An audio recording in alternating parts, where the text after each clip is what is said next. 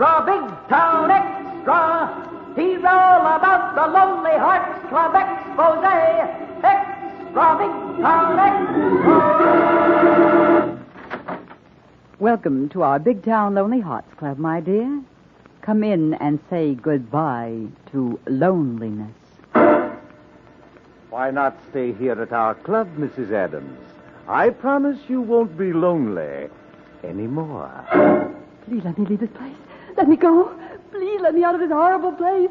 Please, please, please. Yes, listen to this up-to-the-minute story of one of the oldest rackets in the world, the victimizing of lonely hearts. Another dramatic expose brought to you by Lever Brothers Company, makers of Lifebuoy Health Soap. Another headline story of Steve Wilson, fighting editor of the Illustrated Press, whose newspaper creed stands for freedom and justice against the forces of intolerance and evil. The power and the freedom of the press is a flaming sword, that it may be a faithful servant of all the people. Use it justly, hold it high, guard it well. Now to Big Town, and tonight's story of the Lonely Heart. A great city can be a very lonely place. Thousands, young and old, disconsolate and lost, seek friendship, companionship, or romance, and find happiness. But the helping hand can also lead the lonely heart to tragedy, despair, and death. Such is the background of Steve Wilson's story that began as a young girl rang the bell of a large brownstone house in the once fashionable section of Big Town.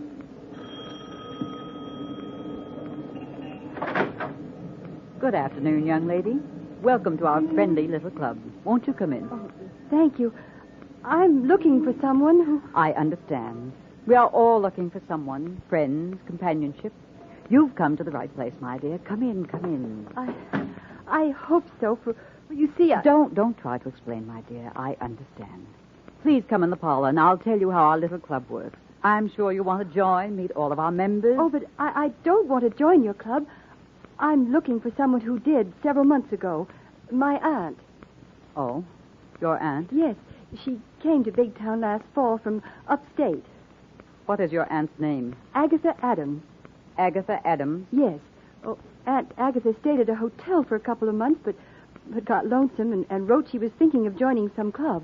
Did she say which club? Well, I think she mentioned your club. I didn't save her letter, but I'm sure. I'm afraid you're mistaken, my dear. No one by that name has ever been a member of our little club. Oh, but I'm sure. I remember the name and the address. You are mistaken. I am in charge. I know every member, past and present. No one by the name of Agatha Adams ever joined or lived in this house. Oh, but, well, perhaps she used some other name. She was so shy. She was my father's sister, never married, and cared for me until I went away to school. And then she felt lost and useless and came to Big Town. Yes, yes. An old story, my dear. But I'm sure she did not come to us. Well, how can you be so sure? We investigate our members very carefully. Their background, reputation, financial responsibility. Oh, but Aunt Agatha had money, quite a lot. And that's another reason I'm worried. Why I came to Big Town to find her. Why are you worried? Has she written you letters? Oh, no, I haven't heard from her since she moved out of her hotel. Have you inquired at the hotel? Yes. She must have left an address. No, she didn't. I inquired.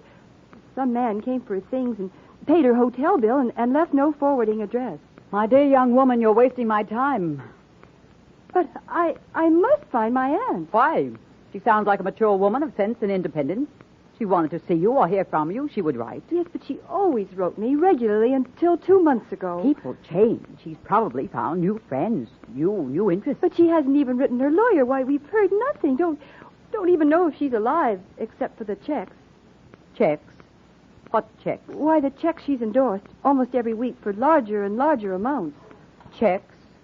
For how much? Almost $10,000. 10,000? Almost half of all she has. Oh, I'm sure something's wrong. Something's happened. Young woman, I don't like your insinuations. This is a respectable club. And I tell you, your aunt is not here.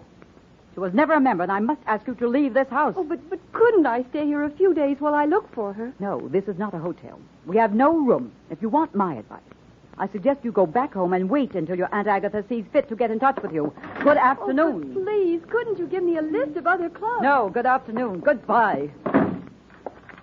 My Dear dumb Dora, that was a stupid way to handle that inquisitive young woman. Shut up, Mal, you double-crossing swine. Easy on the names, my dear. I have a few for you. But when thieves fall out, the profits fly out the window. They've been flying into your pocket, you dirty dog. Consider the compliment returned. What's sticking in your craw? Checks. Checks? Yes. You've been able to get that dopey Agatha Adams to sign $10,000 worth, and all I've seen is a measly grand. Oh, that. Yes, that. I was saving it for a surprise, a sort of anniversary present on the completion of our first year of service to the cause of lonely hearts in Big Town. Save that corny line for the lonesome suckers. I want my share now. We're going to have to get out of here quick. Nonsense. Why should we beat it? Look through the glass curtain of the door. Huh? That girl's gone across the street. She's sitting on a bench in the square, watching this house. That's because your stupid behavior made her suspicious. How would you have handled it, mastermind? But by practically throwing her out. She is watching the house. The upper windows. You better get upstairs and see that Agatha Adams doesn't get out of bed and crawl to the window. Not a chance. She's weak as a kitten. You better go up and give her another treatment so she won't disturb any club members who drop in this evening. All right. But what are we going to do about that girl? I'm going out the back way through the alley. Watch that girl. See where she goes. What she does. She's liable to go to the cops, the Missing Persons Bureau. They're liable to come here with a search warrant. That'll take time. If she goes to the police station, I'll call you. Get Agatha ready to leave. She's so weak she can't walk. We'll take her in a cart in the station wagon. Where? Out to the cottage up the river. Then what? Suppose she dies on us. Quit jittering. So what if she dies? That won't be the first one. Now get upstairs and get her ready. You wait a minute now. You give me my share of the $10,000 you got out of her already. Hey, what's the matter? Don't you trust me, Dora? Like a rattlesnake. I told you to take it easy on names. Now, go take care of Aunt Agatha while I go see what we've got to do about her nosy little niece.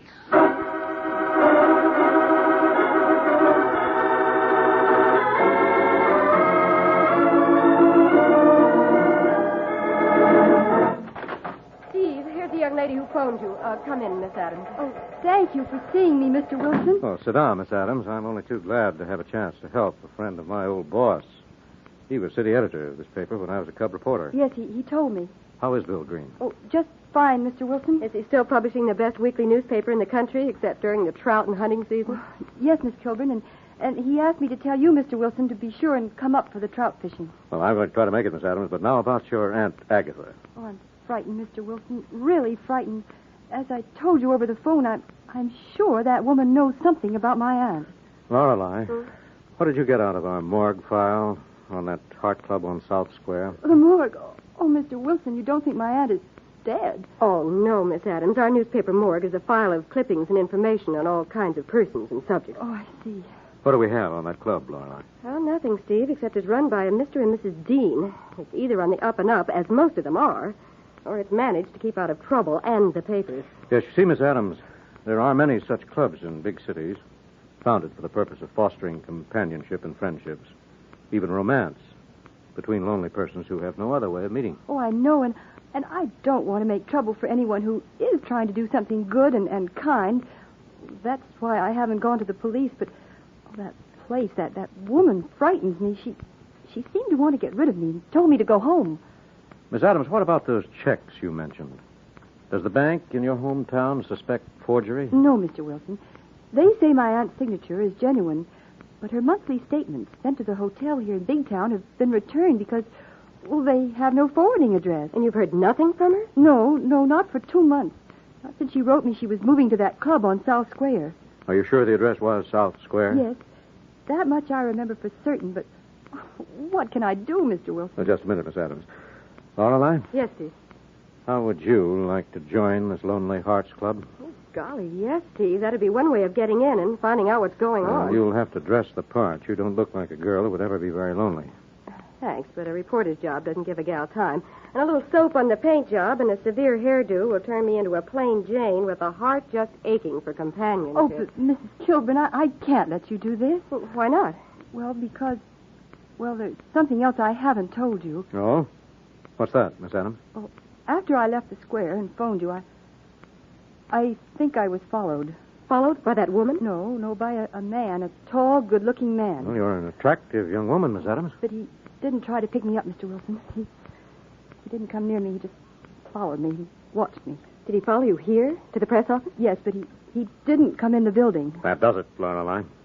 I think you better stay here, Lorelei. And Miss Adams, I'll go along with Miss Kilburn. Oh, but Steve, it'd be a dead giveaway if we went there together. Yes, but I don't like the looks of this. And I don't think you'd better go to that house alone. Well, then let me take Harry the hack. He can hang around the square and keep an eye on the house while I get the lowdown on the setup. All right. Lorelei, pick up Harry and get down there. Will you be here in case I get anything? No. Give me a good description of your shadow, Miss Adams. Well, he's tall and dark, and wearing a tan hat and tweed suit and a sporty-looking polo coat. Well, that'll be enough. You'd make a good reporter, Miss Adams. I'll wait here in my office, Miss Adams. Come on, Lorelei. If that man is still waiting, I think he'll also lead me to the house on South Square. Let's go.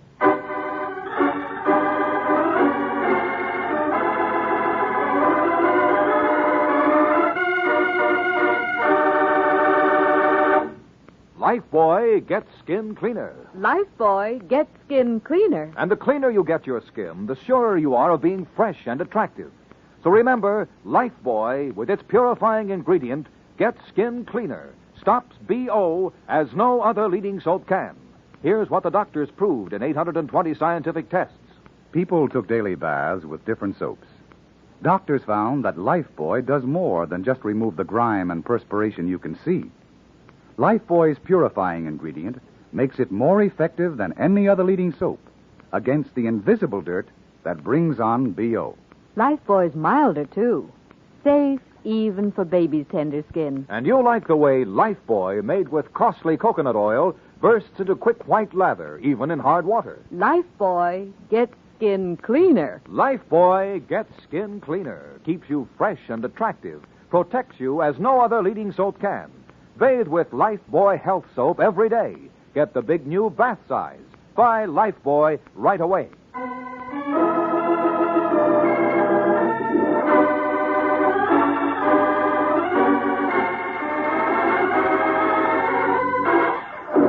Now back to Big Town and tonight's headline racket expose of The Lonely Heart. While Steve Wilson follows another lead on an elderly woman who has vanished in Big Town, Lorelei is on her way to a social club in the cab of Harry the Hack.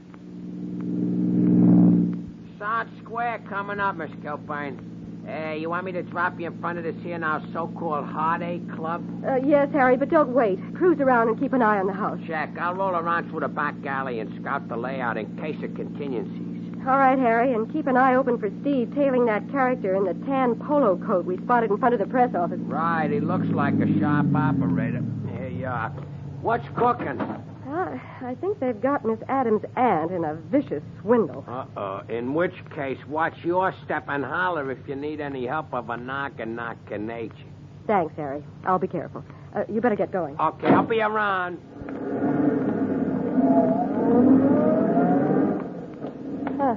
Front room curtains moved. My arrival has been duly noted, and I shouldn't have to wait. Now, here's where I go into my act.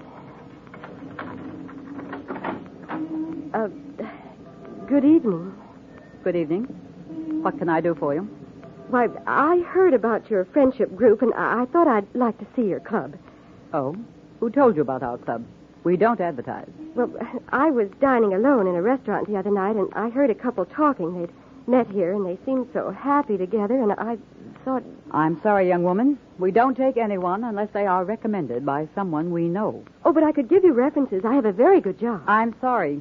We take in very few young people, and you'd find it quite expensive. Oh, but I'd be willing to pay. I have money, a small inheritance. Oh, I see. That makes quite a difference. Come in. Thanks. Why should it make a difference? We have to be careful of our reputation. Young girls looking for wealthy men to marry can cause us a lot of trouble. Oh, I understand. And I'm just looking for companionship. Intellectual companionship. Perhaps someone who likes good music. Yes, you look the type. We have several gentlemen who just like good music. But first, your references. Oh, yes. I work for a publishing house. I write. You write what? Oh, sort of true stories about people. Oh, confessions? Yes. Sometimes you might call them just that, if I can get the true fact. Just a moment, young lady. Hello? Yes? All right, it's me, Mal. Get packed. I drove into the newspapers. I'm being followed. What? Are you sure? How soon? I'll wait. I can manage. In 10 minutes. Park the station wagon in the alley, and I'll have everything ready to go. I'm sorry, miss. I don't think we care to have any writers as members of our club. Oh, but I wouldn't write about I'm sorry. Try some other club. I'm very busy. Goodbye. Just a minute. You wouldn't be busy getting rid of one of your present members, would you? What do you mean by that? What kind of an act have you been putting on? What kind of act are you putting on in this plush trap for the lovelorn? Just who are you, and why are you here? I'm Lorelei Kilburn, and I do work for Steve Wilson, a newspaper editor. Newspaper? Yes, and I am a writer. A crime reporter. Crime reporter? Yes, and by your actions, it looks like I've come to the right place. What are you talking about? What crime are you talking about? Didn't your partner in the polo coat just phone you that Mary Adams went to the Illustrated Press? Didn't he just tell you that you had to get Agatha Adams out of this house? Why, you nosy little twist. Where is Agatha Adams? There's nobody by that name here. Well, there won't be in another few minutes if you and your partner can manage to get her out of here. Now, get out of the way. I'm going up the stairs. Oh, no, you don't. Let's go, Mrs. Dean. Like nothing. See? You're big, but I happen to know a little about judo, and in that kind of contest, the bigger you come, the harder you'll fall. Now, get out of the way. No, you don't, Kilborn. You don't. Nosy little newspaper fool button in here. Now we've got to get out of here. Get out of here quick.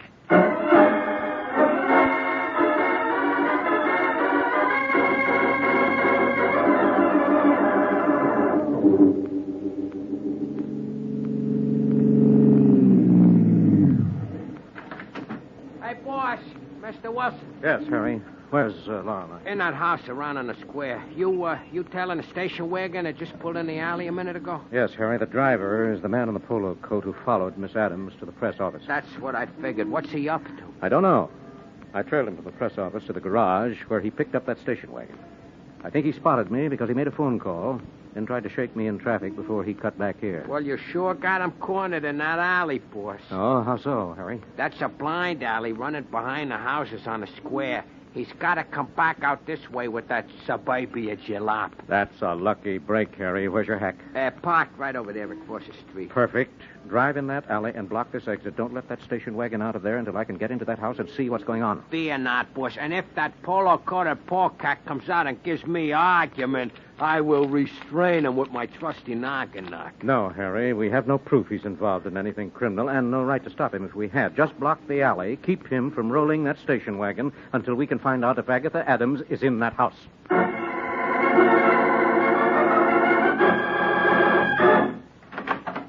What are you doing? Where's Agatha Adams? Why haven't you... Hey, who's that girl on the floor? A newspaper reporter, you dumb smart aleck. What's she doing here? Why have you taped her up? She's here looking for Agatha Adams. What brought her here? Adams' niece went to the newspaper office and spotted you following her, you stupid dope. Well, all right, leave her there on the floor. Let's get Agatha Adams and get out of here quick. Never mind that dopey old dame. Get your things. We got to get out of town fast. Miss Kilborn Dane said somebody was trailing you. Yeah, I know. That's why I phoned you to get ready. I shook the guy in traffic, but he may come here.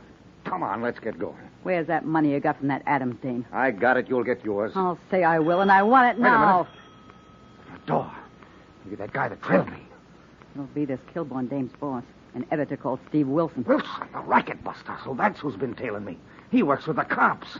You'll call him if he doesn't get in. He'll call him anyway if he gets in and finds this Lippy Kilborn dame and she tells what she knows. Let's beat it out the back. No. We gotta have time to get out of town. How are we going to get it? Let him in. Stall him till I can get this girl out of the way. And get set to take him. Wait a minute. With what? You ain't using no gun and getting me mixed up in no murder. Shut up! Go stall him, then bring him in here. These fire tongs will cut him down to size and shut him up till we can get out of the state. You better hope. Get that Kilborn dame in the back room and get set. Just a minute. Just a minute. Just a minute. I'm coming. Yes? What is it? Good afternoon. Are you Mrs. Dean? Yes, here. It's the idea you're pushing your way into this club. Let's call it bad manners. Where is Miss Kilburn? I don't know any Miss Kilburn, and this is a private residence. It's a club and licensed as a public boarding house, and I want to see one of your residents. Who do you want to see? I intend to find Miss Kilburn, one of my reporters who came in here a few minutes ago. Oh, a girl reporter. Why didn't you say so? Where is she?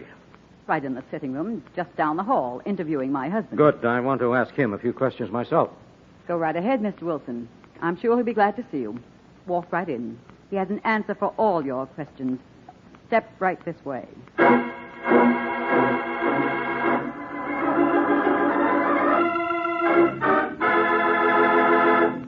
Lifebuoy gets skin cleaner. Lifebuoy gets skin cleaner. And the cleaner you get your skin, the surer you are of being fresh and attractive. So remember, Lifebuoy, with its purifying ingredient, gets skin cleaner. Stops BO as no other leading soap can. Here's what the doctors proved in 820 scientific tests. People took daily baths with different soaps. Doctors found that Lifebuoy does more than just remove the grime and perspiration you can see. Lifebuoy's purifying ingredient makes it more effective than any other leading soap against the invisible dirt that brings on BO. Lifebuoy's milder, too.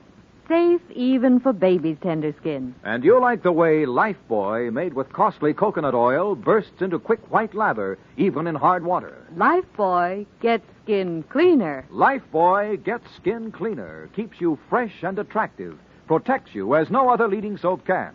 Bathe with Lifebuoy Health Soap every day. Get the big new bath size. Buy Lifebuoy right away.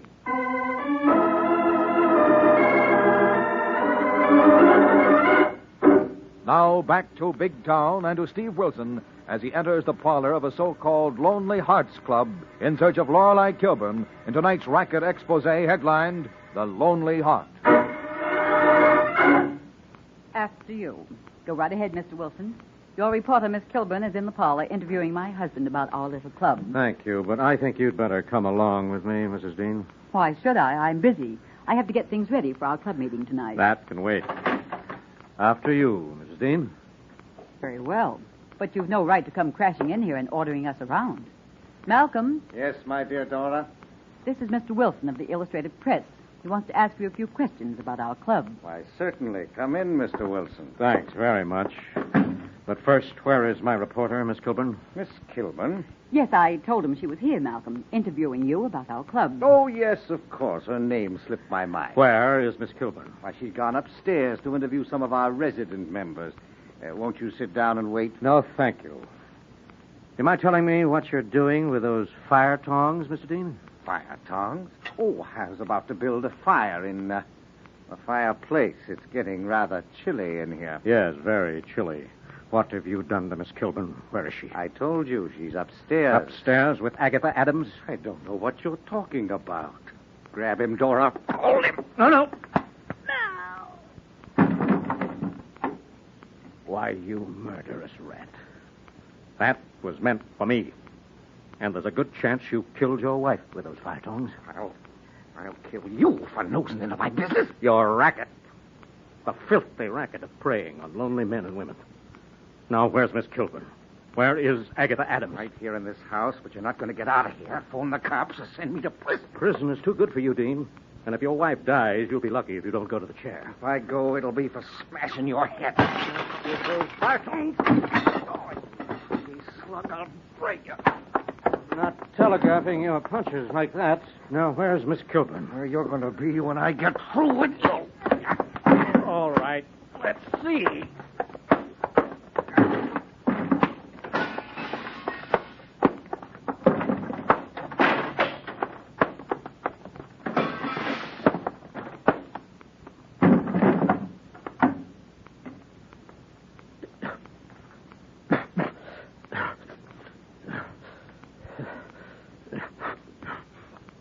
Boss! Mr. Wilson! Boss!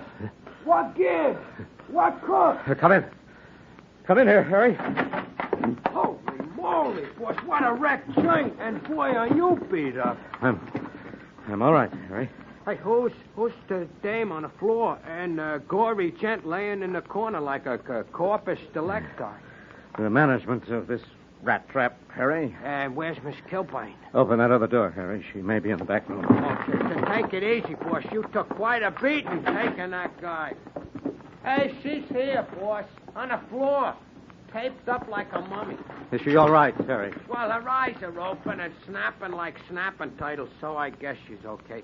Wait till I get this tape off her mouth. Harry, is Steve all right? Where is he? Right here, my lovely. Are you hurt? Well, my dignity is hurt and my professional rep ruined, and I'll never live this down.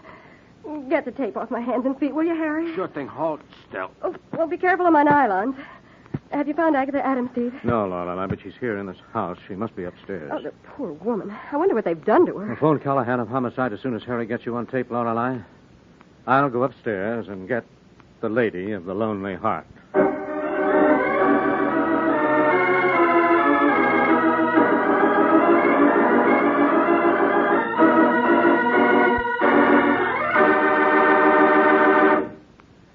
Well, friends, we found Agatha Adams and most of her money.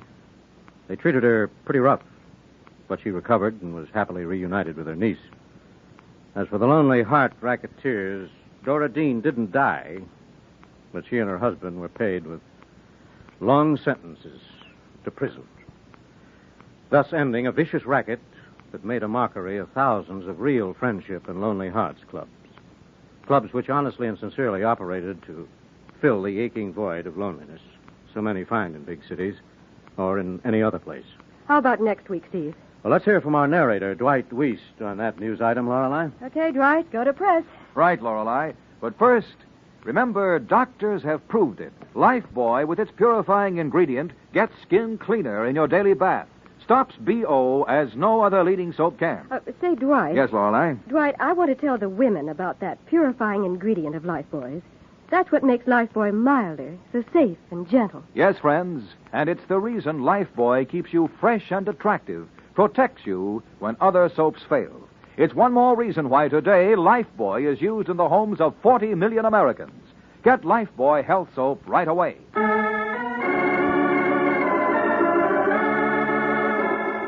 Next week, another big town story concerns a real threat to the freedom of the press, and it's headlined The Iron Fist. In tonight's dramatization, all names, times, and places are fictional. Big Town features Edward Pauley as Steve Wilson, Fran Collin as Lorelei Kilburn. Special sound for tonight's show was created by NBC soundmen John Powers and Chester Hill, and The Lonely Heart was written and produced by Jerry McGill.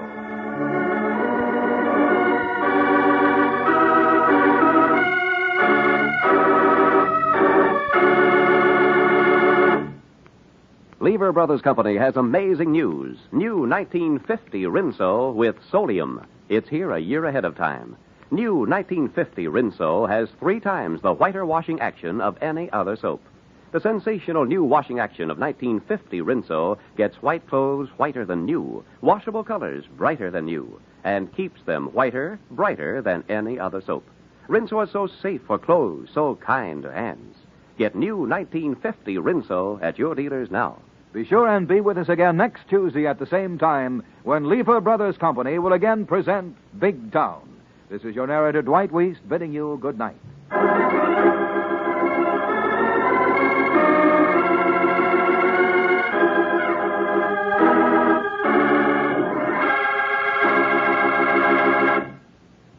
This is NBC, the national broadcasting company.